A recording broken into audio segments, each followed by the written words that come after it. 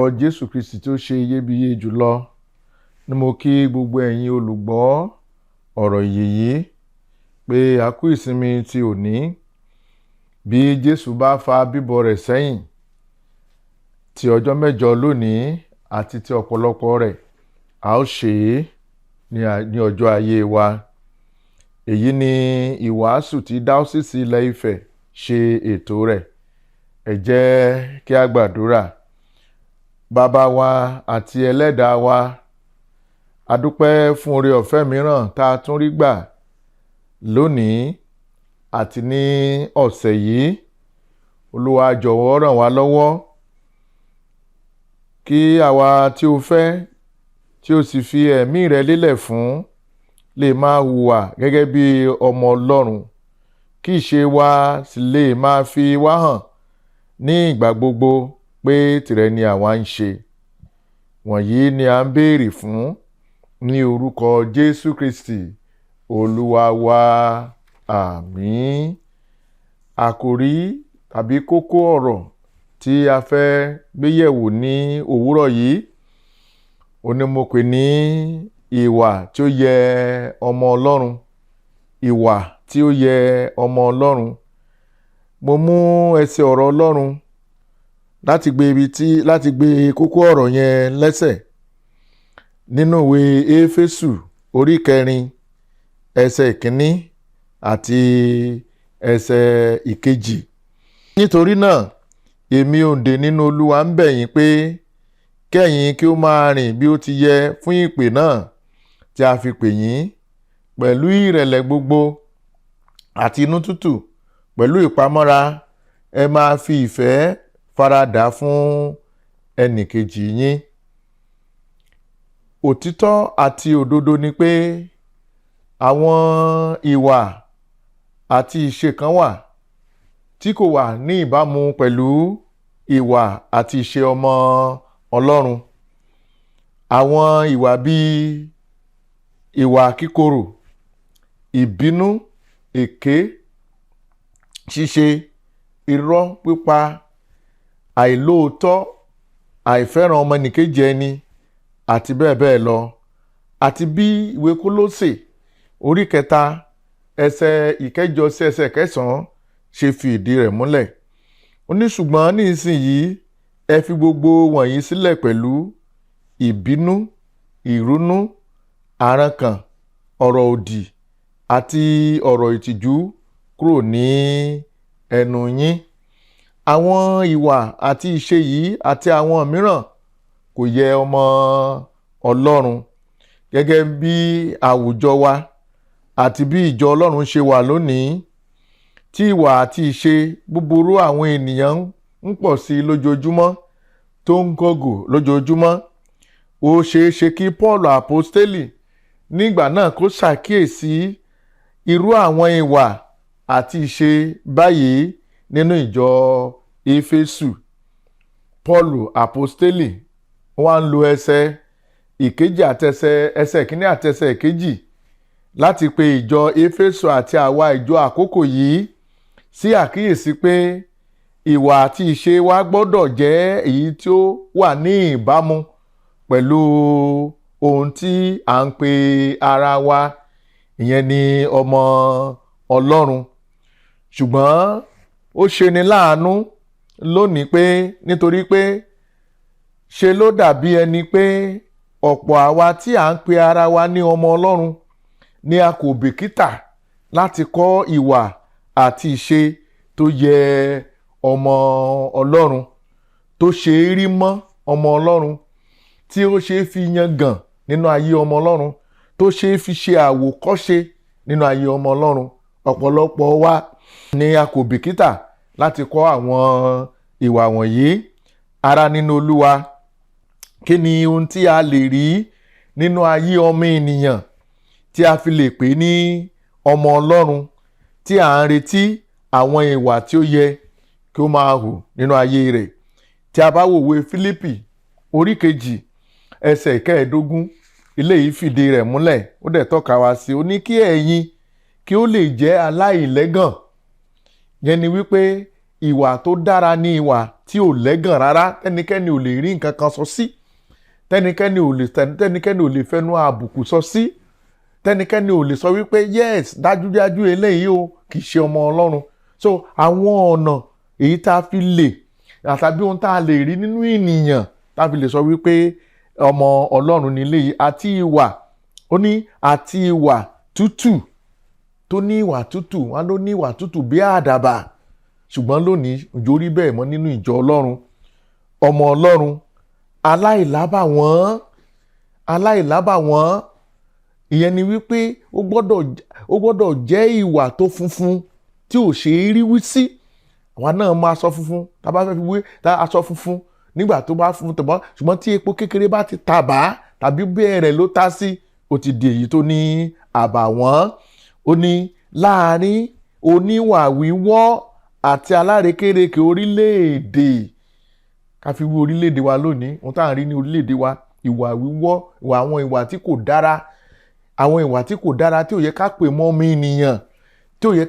ọmọ ènìyàn, ayé ti gbàgbé ìwà bí Ọlọ́run. Wọ́n ṣe kí ni o? Wọ́n gbàgbé ìwà bí Ọlọ́run, wọ́n gbé ìwà àìwà bí Ọlọ́run, wọ́n gbé wọ̀. Ó ní láàárín àwọn ẹni tí à ń rí yín bí ìmọ́lẹ̀ ayé. Ọmọ Ọlọ́run, mo já ń rí ọ bí ìmọ́lẹ̀ ayé. Èmi gẹ́gẹ́ bí àlùfáà, ìwọ náà gẹ́gẹ́ bí ìránṣẹ́ Ọlọ́run, gẹ́gẹ́ bí ọmọ Ọlọ́run, gẹ́gẹ́ bí katikíìsì, gẹ́gẹ́ bí ẹ̀fàjẹ́lìsì, gẹ́gẹ́ bí lérìdà, gẹ́gẹ́ bí bíṣọ́ọ̀bù. Mo já àwọn èèyàn ń rí ọ gẹ́gẹ́ bí ìmọ́lẹ̀ ayé. Ǹjẹ́ wọ́n rí ọ gẹ́gẹ́ bí ìmọ́lẹ̀ ayé? Ẹsẹ̀ ọ̀rọ̀ Ọlọ́run yìí ṣe àlàkalẹ̀ ìyàtọ̀ tó wà láàárín ìwà àti ìṣe ọmọ Ọlọ́run àti aláìgbàgbọ́. Nínú ìjọ Ọlọ́run lónìí, agídí ni ẹ fi lè dá ọmọ Ọlọ́run mọ̀ yàtọ̀ sí aláìgbàgbọ́, tàbí ká sọ wípé àwọn ọmọ èṣù. Agídí lẹ fi lè dá mọ̀, nítorí pé ohun tí aláìgbàgbọ́ ń ṣe náà ni à ń bá lọ́wọ́ ẹni tó ń pera ní ọmọ Ọlọ́run.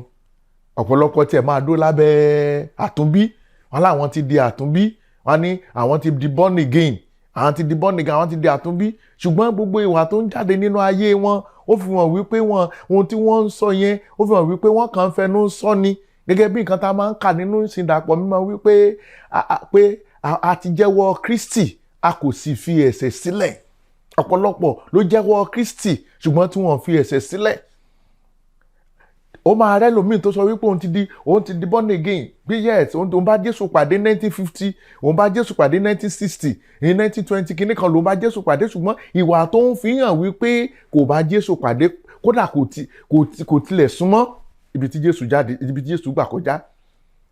Nítorí náà ọmọ Ọlọ́run, bó o la ṣe wá mọ̀ ọmọ Ọlọ́run yàtọ̀? Tá a bá pè wá nísìn nínú ìjọ Ọlọ́run, a ní ọmọ Ọlọ́run, gbogbo àná ní ẹni tó mọ ibi tó sùn sí, ẹni tó mọ nǹkan tó ṣe mọ́jú, ẹni tó mọ bàbá ẹ̀, a ní ọmọ Ọlọ́run. Ẹni tó ń pe ara rẹ̀ ní ọmọ Ọlọ́run, ara nínú Olúwa. Kí ni àwọn ìwà àti ìṣe tí ó yẹ wá gẹ́gẹ́ bí ọmọ Ọlọ́run? Ìwà àti ìṣe wa gbọ́dọ̀ jẹ́ èyí tó ti nú èso ẹ̀mí wá.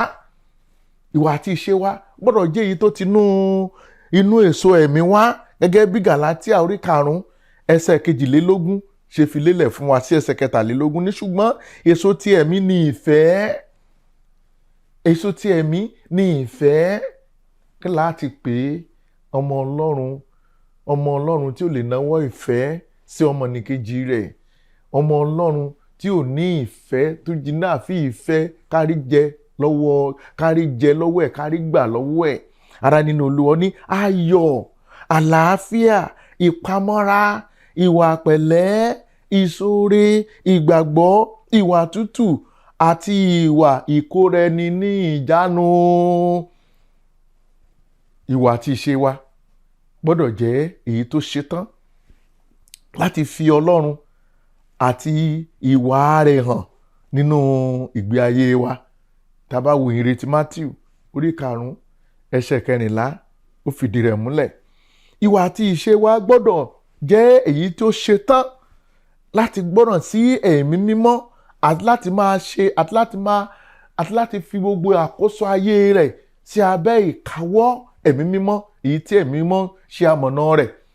Ìwé Róòmù orí 9 ẹsẹ̀ 14 ó ní gbogbo àwọn tá à ń tẹ ọwọ́ ẹ̀mí mọ́ ṣamọ̀nà fún àwọn ni kíni o, àwọn ni ọmọ Ọlọ́run. Nígbà tá a bá ń ti ọwọ́, nígbà tí ìṣe àti ìwà rẹ bá ń fi hàn pé ọmọ Ọlọ́run òun ni ọmọ àtọwọ́ ẹ̀mí mọ́ láti ń ṣe amọ̀nà rẹ, nígbà náà ló lè sọ wípé yes, ọmọ Ọlọ́run ni mí. Nígbà náà la tó lè rí ìwà tó yẹ ní ọwọ́ rẹ.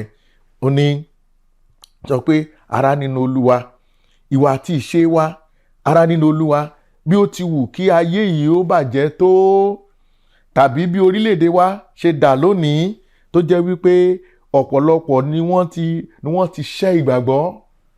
Ọ̀pọ̀lọpọ̀ ni wọ́n ti ṣẹ́ ìgbàgbọ́. Àwa gẹ́gẹ́ bí ọmọ Ọlọ́run a gbọ́dọ̀ yàgò fún ìwà àti ìṣe tí kò yẹ kí a rí lọ́wọ́ ọmọ Ọlọ́run. àti gbọ́ ọmọ Ọlọ́run nídìí ìwà ìbàjẹ́, àti gbọ́ ọmọ Ọlọ́run tó ń gbé ọmọnìkejì rẹ̀ ṣépè, ọmọ Ọlọ́run tó ń di ọmọnìkejì rẹ̀ sínú, ọmọ Ọlọ́run tó ń kóbá ọmọnìkejì rẹ̀, ọmọ Ọlọ́run tó jẹ́ wípé ó ń dìtẹ̀ nínú ìjọ, ọmọ Ọlọ́run tó ń dìtẹ̀ mọ́ ìránṣẹ́ Ọlọ́run, ọmọ Ọlọ́run tán kóra wọn jọ tán bá ti fi wá ṣe kò lè ṣeé ṣe. Ayé ò tiẹ̀ lè wá fi ìwà Kristi nínú ayé yín kò lè fi tọrọ mọ́. Ará nínú Olúwa, bí a ṣe ń ṣe èyí tí a sì ń fara mọ́ àwọn ìwà àti ìṣe tó yẹ ọmọ Ọlọ́run tí ènìyàn sì ń rí nínú ìgbésí ayé wa, inú Ọlọ́run yóò máa dùn sí wa ni. A ó sì bẹ̀rẹ̀ sí ní béèrè ohunkóhun tí a ń fẹ́ lọ́wọ́ Ọlọ́run. Ọlọ́run yóò sì máa ṣe fún wa nítorí pé àwọn ìwà tó yẹ ọmọ Ọlọ́run ń farahàn nínú ayé wa. Àwọn ìwà tó yẹ ọmọ Ọlọ́run ń farahàn nínú ayé wa. À ń tẹ̀lé ìlànà àti òfin Ọlọ́run. Nígbà tá a bá wá ń ṣe àwọn nǹkan wọ̀nyí, kí ni wàá jẹ́ àwa bá jọba ní ìjọba ayérayé. A ó bá jọba ní ìjọba ayérayé. Ará nínú Olúwa, ó kù sọ́wọ́ rẹ lónìí o. Ọlọ́run ti fi hàn ọ́ ohun tí Olúwa ń béèrè lọ́wọ́ rẹ. Ó kù sọ́wọ́ rẹ lónìí kó o tó wá lè ní ìwà tó yẹ ọmọ Ọlọ́run. O gbọ́dọ̀ jọ̀wọ́ ayé rẹ fún Jésù Kristi. O gbọ́dọ̀ gba Jésù ní Olúwa àti olùgbàlà rẹ. O gbọ́dọ̀ jọ ayé rẹ fún.